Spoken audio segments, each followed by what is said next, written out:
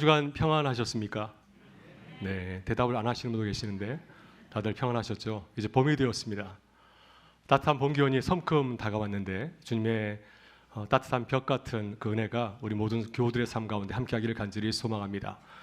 오늘 뜻깊은 107주년 3.1절 기념 예배인데요. 예배 가운데 우리 민족이 주셨던 하나님의 놀라우신 은혜를 함께 깨닫고 이 시대 우리에게 당부하시는 또 믿음의 사명을 함께 나누고 또 결단하는 시간이 되기를 간절히 소망합니다. 한 가지 질문을 나누고 싶습니다. 여러분 인생에서 가장 어두웠던 순간은 언제이신가요? 내 짧은 인생에서 또 내 긴 인생에서 가장 힘들었던, 가장 어두웠던 순간은 언제이셨나요? 개인마다 다 그런 순간이 있지 않습니까? 저도 돌아보게 되면 참 어두웠던 순간이 있습니다. 아무것도 보이지 않았던 그런 순간이 있었고, 한 사회, 한 공동체도 그런 일들이 있을 겁니다. 우리 가정에도 그런 일이 있지 않을까 하는 생각이 들고요. 교회도 마찬가지입니다. 나라 역사에도 또 그런 순간들이 있죠. 빛이 완전히 사라진 것처럼 전혀 빛이 보이지 않는 그런 순간이 있습니다. 1919년 3월 1일 3.1운동이 일어나기 직전의 조선의 모습이 그러하지 않았나 하는 생각이 듭니다. 나라를 잃어버린 지 9년이 되었습니다.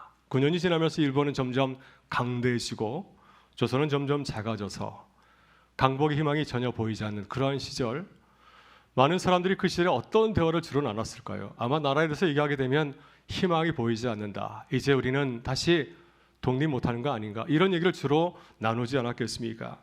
아마 그래서 모두들 모이면은 체념하고 절망하던 그런 시대였을 것입니다. 그러나 바로 그 절망의 한복판에서 어떤 일이 벌어졌습니다. 아무도 기대하지 않았던 3.1운동이 일어나게 되었습니다. 어둠은 깊었지만은 이 운동이 일어날 수 있었던 것은 희망을 포기하지 않는 자들, 빛을 포기하지 않는 자들이 있었기 때문이죠. 물론 많은 사람들 가운데서 현실을 보면서 체념하고 타협한 무리도 물론 있었습니다. 하지만 끝까지 희망을 붙들고 강복을 준비하며 믿음으로 살아가던 자들이 있지 않았겠습니까? 그 많은 사람들 가운데 빛을 붙잡았던 사람들 가운데 한 사람이 바로 김교신 선생이 아닌가 생각이 듭니다. 아마 김교신 선생을 잘 모르시는 분도 계실 텐데요. 잠깐 말씀드리면은 이 김교신 선생은 1901년 함흥에서 태어나서 철들 때부터 식민지 생활을 하였습니다. 그리고 이제 19살 되었을 때 3.1운동에도 가담을 하였습니다.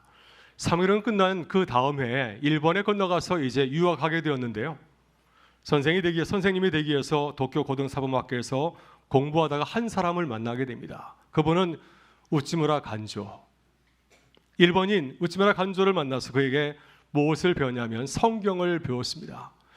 우찌무라 간조는 두 제의를 사랑하였습니다. 두 제의는 재팬 그리고 지저스입니다. 자신의 조국 일본을 사랑하였고 자신이 믿는 예수님을 끔찍히 사랑하였습니다.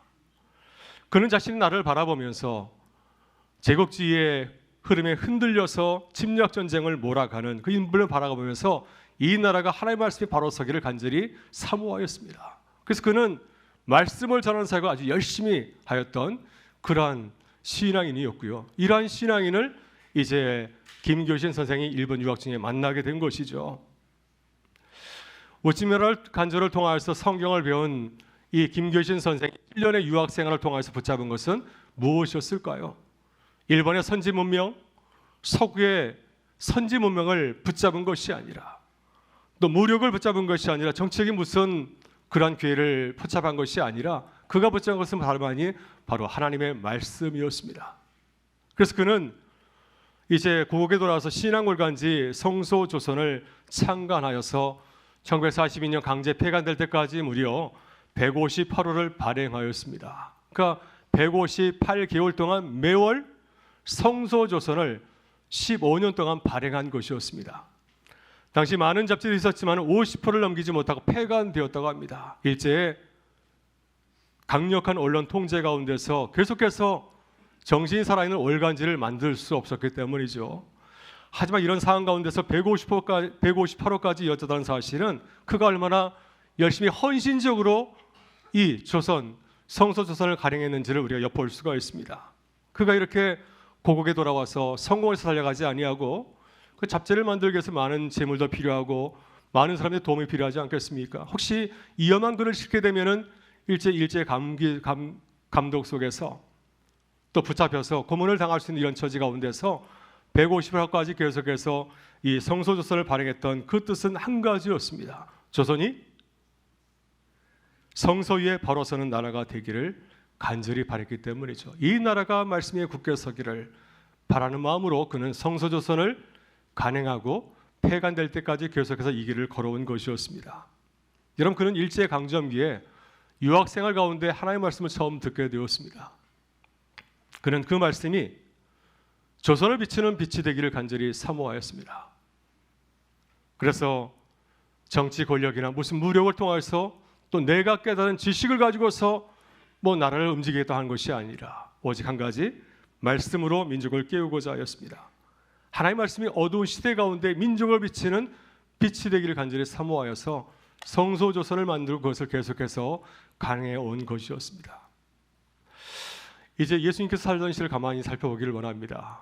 2000년 전 예수님께서 공생애를 처음 시작하셨던 그 갈릴리 땅은 어떠했을까요? 그 땅도 마찬가지로 무척 어두웠습니다. 아주 오랫동안 로마 제국의 지배를 받고 있었기 때문에 로마 지배의 로마 권력의 로마 제국의 앞자리에서 수많은 이스라엘 백성들은 지쳐 있었습니다. 앞이 보이지 않는 그런 시대를 살고 있었습니다. 이런 현실 가운데서 현실과 타협한 정치, 정교 지도자들도 있었고 이런 가운데서 포기하지 아니하고 또 무력을 통해서 폭력을 통해서 나라를 쟁취하고자 하는 그런 무리들도 있었습니다. 이러한 어두운 상황 속에서 예수님께서는 무엇을 하셨을까요? 주님은 얼마든지 혁명 일으킬 수 있었습니다. 자신을 따르는 무리들과 함께 힘을 합쳐서 헤롯 대왕의 정권을 무너뜨리고 그 땅 가운데 하나님 나라를 세울 수 있었습니다. 실제로 그 당시에 자칭 메시아들이 나타나서 사람들을 동원하여서 또한 이러한 쿠데타 또 이러한 폭동을 일으킨 적이 있지 않았습니까? 하지만 예수님께서는 그리하지 아니하셨습니다. 대신 예수님께서 무엇을 하셨을까요? 이 엄혹한 시대 가운데서 예수님께서 하실 수 있는 일이 무엇이었겠습니까? 예수님께서 그 어두운 땅에 빛을 비추기 위해서 하신 일이 과연 무엇이었겠습니까? 예수님께서는 오늘 본문을 보게 되면 세 가지를 하셨습니다. 첫째, 가르치셨고, 둘째, 전하셨고, 셋째, 고치셨습니다. 말씀을 가르치셨고, 천국 복음을 전파하셨고, 병든 자 아픈 자들을 주님은 고치셨습니다. 이것이 예수님께서 어두운 시대 가운데 선택하셔서 하나님의 방식이었습니다. 이것이 어둠을 밝히는 빛이신 주님이 선택하신 예수님의 방식이었습니다. 오늘 주님은 분명히 우리에게 말씀하십니다. 너희는 세상의 빛이라 산에 있는 동네가 숨겨지지 못할 것이요. 예수님께서는 자신을 빛이라 하셨고 또한 우리를 세상의 빛이라 말씀하셨는데 여러분, 빛은 어떤 존재인가요? 우리가 빛인데 우리는 어떤 존재입니까? 여러분, 빛에 대해서 한번 가만히 상상해 보시고 또 묵상해 보실 수 있기를 바랍니다. 우리가 빛이라고 한다면 과연 어떤 일을 할 수 있을까? 세상이 어둠이라고 한다면 세상 가운데서 우리가 과연 무슨 일을 할 수 있을까? 이런 빛은 어떤 존재인가요? 빛은 토론하지 않습니다. 내가 누구라고 논쟁하지 않습니다. 이런 빛은 그 자체로 자신의 존재를 증명하지 않습니까? 이런 빛을 가만히 생각해 보게 되면 빛은 가만히 있지 않습니다. 이런 빛이 가만히 있는 것을 보았습니까? 물론 가만히 있는 것처럼 보이지만 빛은 계속해서 시간이 갈수록 강력한 힘을 발휘하지 않습니까? 그래서 비추고 드러내고 밀어내지 않습니까? 빛을 비추고 어둠을 밀어내는 일을 하고 있는 것을 보게 됩니다. 따라서 어둠은 빛 앞에서 쉴 자리가 없습니다. 빛이 임하게 되면 아무리 강력한 칠흑 같은 어둠이라 할지라도 금세 그 자리를 물러나고 말지 않습니까? 그래서 온 땅에 빛만이 가득 차는 것을 보게 되죠. 오늘 본문은 예수님의 사역을 이렇게 요약하고 있습니다. 우리 23절의 말씀을 같이 한번 읽어보겠습니다. 예수께서 온 갈릴리에 두루 다니사 그들의 회당에서 가르치시며 천국 복음을 전파하시며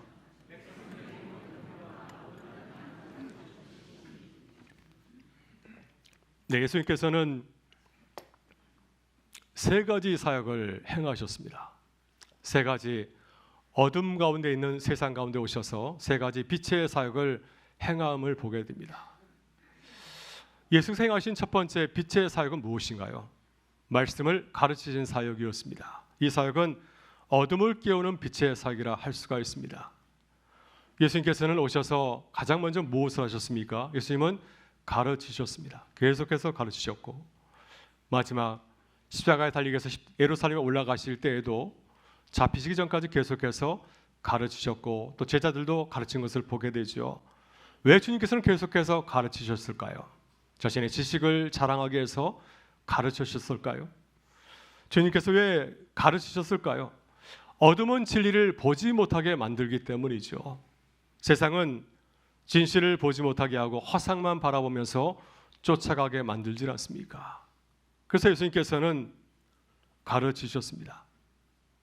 사람들이 인생의 길을 잃어버린 이유가 무엇일까요? 열심히 살아가면서 자신의 길을 무슨 길을 걸어가야 될지 알지 못하고 헤매는 이유가 어디 있겠습니까?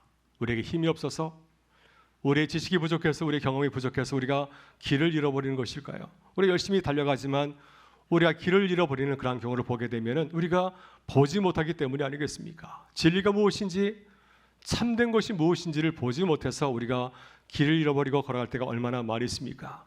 그래서 예수님께서는 온 갈릴리를 다니시면서 자신의 온 생애를 던지시면서 끝까지 하신 일이 무엇이었습니까? 가르치는 일이었습니다. 주님께서는 어려운 지식을 얘기하지 않았습니다. 높은 철학, 아무도 이해하지 못하는 지성인들만 이해할 수 있는 말을 한 것이 아니라 모든 사람이 알아들 수 있는, 어린이까지 알아들 수 있는 일상의 언어를 가지고서 주님은 가르치셨습니다. 하나님 나라의 비밀을 우리가 어떻게 알 수 있을까요?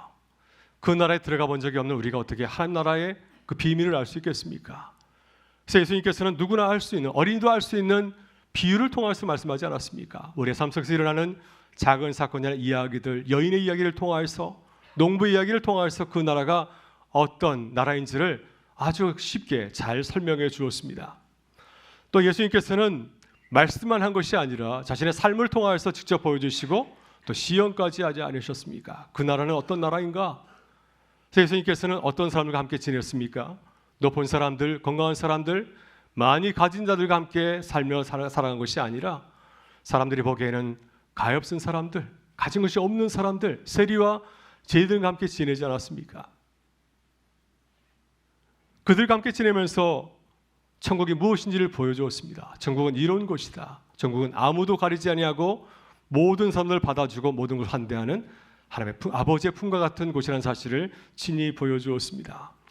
그 결과 주님을 만난 사람들은 영적인 눈이 열려서 천국을 보게 되었고 그리고 천국 백성으로 살아가는 기쁨을 누리게 되었습니다. 오늘 우리는 어떤가요? 오늘 우리는 어떻게 살아가고 있습니까? 우리 가정은 말씀 위에 서 있으신가요? 오늘 가정예배 주일인데 오늘 저녁 예배를 준비하고 계신가요? 온 가족이 함께 모여서 또 온 가족이 모이지 못한다 할지라도 두세 명이라 할지라도 두 명이라 할지라도 함께 모여서 가정 예배를 드리면서 주님의 말씀을 나누고 계십니까? 또 우리 교회는 다음 세대에 주의 말씀을 전하는 일에 최선을 다하고 있습니까? 말씀을 잘 전달하기 위해서, 가르치기 위해서 최선을 다하고 있으신가요? 여러분, 우리가 빛으로 살고 싶다고 한다면 주님께서 우리를 세상의 빛으로 부르셨는데 빛으로 살고 싶다면 우리가 무엇을 해야 될까요? 우리 먼저 말씀을 붙들어야 됩니다. 하나님의 말씀을 배우고 그 말씀을 가지고 한 주간 매일을 살아가야 되지 않겠습니까? 가정에서는 부모가 말씀을 읽는 본이 되어야 됩니다. 말씀을 읽고 그 말씀을 가지고 씨름하고 또 그 말씀에 비추어서 결정하는 그 모습을 우리가 보여줘야 되고요. 또 소그룹 구역교회에서는 어떻게 해야 되겠습니까? 이제 다음 주일부터 남성 소그룹 교회가 모이게 되는데 우리가 모여서 무슨 얘기를 나눌 수 있을까요? 세상에서 성공한 이야기, 잘된 이야기, 그런 얘기를 나누는 자리가 되겠습니까? 우리는 소그룹으로 모여서 한 주간 말씀을 가지고 어떻게 살아내었는지를 함께 나누는 자리가 되어질 줄 믿습니다. 혹시 우리가 말씀으로 살아내지 못했다고 한다면 그 이유가 무엇인지를 함께 나누고 말씀으로 잘 살아가는 분이 있다고 한다면 그 모습을 보면서 도전받고 격려하고 서로 축복하는 그런 귀한 모임을 만들어 가야 될 줄 믿습니다. 여러분, 또한 교회는 다음 세대에게 성경 말씀을 잘 가르쳐 주어야 됩니다. 지식적으로만 가르치는 것도 물론 중요하지만 우리 믿음의 선배들이 삶으로 잘 살아가는 모습, 그 말씀을 가지고 살아가기 위해서 치열하게 싸우는 그 모습을 또한 보여줘야 될 줄 믿습니다. 이것이 어둠을 깨우는 빛으로 부름받은 우리의 사명입니다. 여러분, 우리의 삶의 자리에서 말씀을 읽고 말씀을 가르치고 또 그 말씀을 살아내는 기쁨이 우리 모두에게 함께 하실 수 있기를 주의 이름으로 축원합니다. 두 번째 주님의 빛의 사역은 무엇인가요? 바로 복음, 천국 복음을 전파하는 사역입니다. 절망에 희망을 비추는 빛의 사역이죠. 절망 가운데 세상에 희망의 빛을 비추는 사역입니다.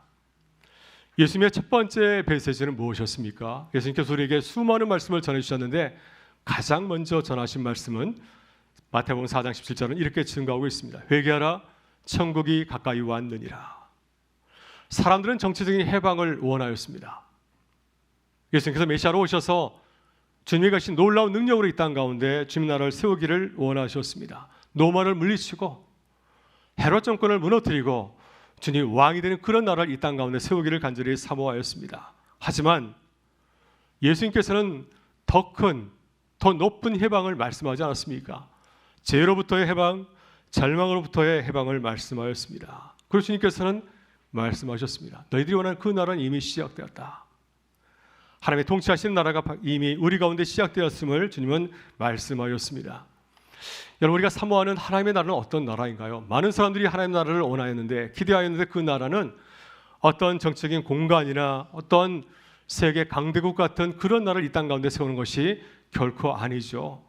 그 나라는 어떤 나라인가요? 주를 믿는 사람들 가운데 임하는 하나님의 나라입니다. 모든 믿는 사람들 가운데 임하는 하나님의 통치가 바로 하나님 나라가 아니겠습니까? 누구든 주님을 믿고 따른 사람들은 그 임재를 경험하고 또한 크게 기뻐하였습니다. 오늘 우리 사회도 많이 불안해하고 있습니다. 우리가 잘 사는 나라가 되었지만은, 세계가 부러워하는 그런 나라가 되었지만, K 문화를 잘하는 나라가 되었지만, 여전히 우리 가운데는 기쁨과 평강이 가득 차기보다는 사회적으로, 정치적으로, 또 세대 간의 갈등도 있고, 또 미래를 바라보면서 우리가 기뻐하고 기대하는 것이 아니라 어려 두려워할 때가 참 많이 있습니까? 지금 이제 우리는 AI 시대를 살아가고 있지만 그 AI가 우리에게 큰 기쁨을 주기보다는 혹시 우리의 발목을 잡는 것은 아닌가, 우리를 힘들게 하는 것은 아닌가 하는 마음으로 미래를 두려운 마음에 바라보고 있지 않습니까? 이런 때에, 이렇게 불안한 시대를 살아가는 우리 이때에 교회가 해야 될 일은 무엇이겠습니까? 여러분, 교회는 불안을 반복하는 것이 아니죠. 그 불안한 마음을 가지고 교회 안에 들어와서 서로 나누는 것이 아니고요. 또 세상에 살아가고 있는 많은 사람들에게 이 불안의 마음을 함께 나누고 전하는 것이 아닌 줄 믿습니다. 교회가 할 수 있는 것이 무엇일까요? 우리가 할 수 있는 일이 있습니다. 그것은 바로 복음을 선포하는 것입니다. 복음의 능력을 보여주고 살아가는 것이죠. 오늘 주님께서 우리에게 복음을 말씀하고 계시지 않습니까? 하나님의 나라가 가까이 왔느니라. 성령이 너희에게 마시면 너희가 권능을 받고 온 세상을 다니면서 복음을 증거하는 증인이 되리라. 우리가 주님을 믿고 의지하게 될 때 주님께서 우리와 함께 하시고 능력을 보여주셨다고 주님 우리에게 분명히 말씀하셨습니다. 그래서 우리는 천국 복음을 전하는 빛으로 부름을 받은 줄 믿습니다.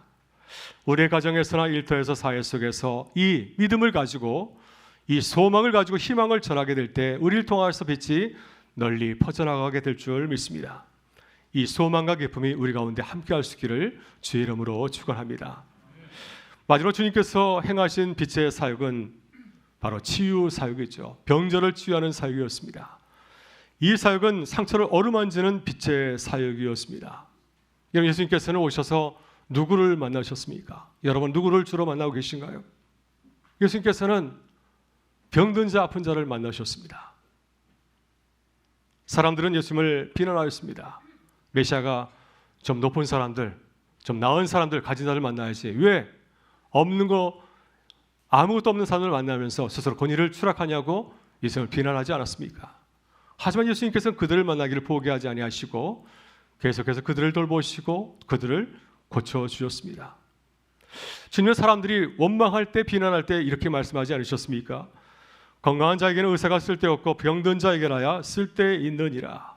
나는 의인을 부르러 온 것이 아니라 죄인을 부르러 왔느니라. 이것이 바로 우리의 삶의 모습이라고 하는 것이죠. 여러분, 주님은 피하거나 예면하지 않았습니다. 아픈 자들, 문제 있는 자들, 도움을 청하는 자들이 왔을 때 주님은 피하거나 외면하지 아니하시고 그들의 손을 잡아주시고 만져주시고 그리고 그들을 회복시켜 주셨습니다. 여러분, 이것이 상처를 어루만져 주시는 빛이신 주님의 모습이었습니다. 이런 빛이신 주님의 모습은 어떤가요? 많은 사람들이 주님을 바라보면서 주님의 모습을 보면서 근사하다 하였습니까? 예수님의 겉모습은 참 별로 그렇게 뛰어난 것은 없었습니다. 상처를 어루만져 주시는 빛이신 주님의 모습은 어떠하였습니까? 이런 빛은 차갑지 않습니다. 빛을 가만히 묵상해 보게 되면 빛은 차갑지 아니하고 빛은 아주 따뜻하지 않습니까? 누구에든지 차별하지 아니하고 누구에든지 밝은 빛을 비춰주시고 또 생기를 돋아주는 것이 바로 빛의 모습이고 빛의 능력이죠. 우리 주변에 많은 아픈 자들이 있습니다. 마음이 무너진 사람들도 있고 관계가 깨어진 사람들도 있습니다.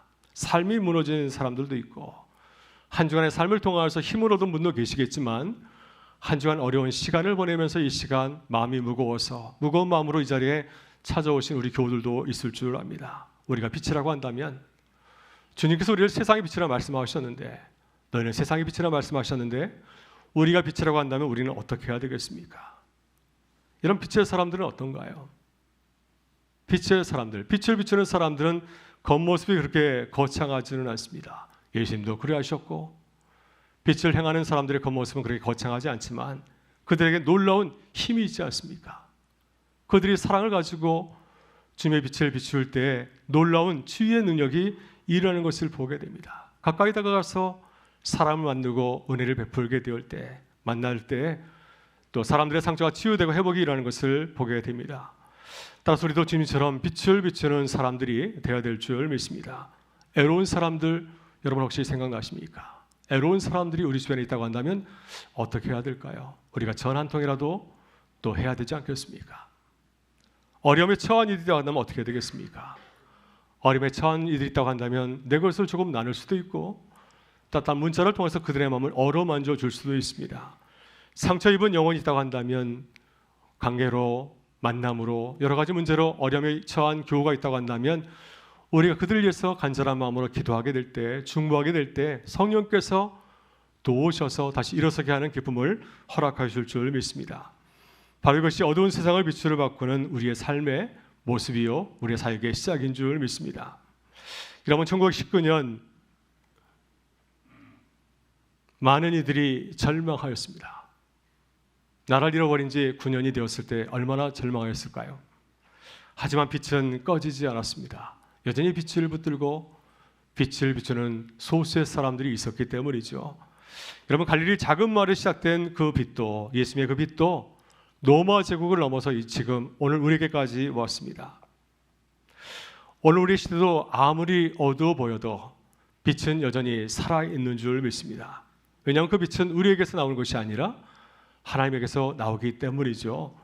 사랑하는 교회 여러분, 우리는 세상의 빛으로 부르심을 받았습니다. 빛으로 살아가는 우리의 삶이 되기를 간절히 바랍니다. 주님께서 보여주신 것처럼 말씀을 가르치는 빛으로 살아가실 수 있기를 바라고요.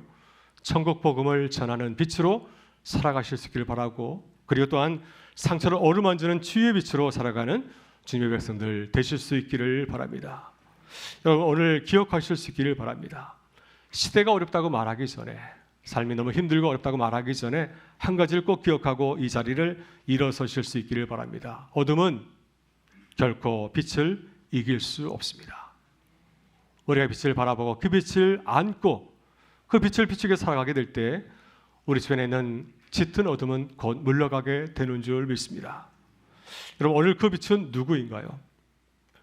바로 오늘 세상을 밝히실 그 빛은 바로 우리들 자신들인 줄 믿습니다. 오늘 주님께서 우리에게 말씀하십니다. 너희는 세상의 빛이라 산의 동네가 숨겨지지 못할 것이요. 우리에게 주신 이 귀한 빛의 사명을 늘 기억하시고 간직하시고 빛으로 살아가는 우리 모든 교우들의 삶이 될 수 있기를 주의 이름으로 축원합니다.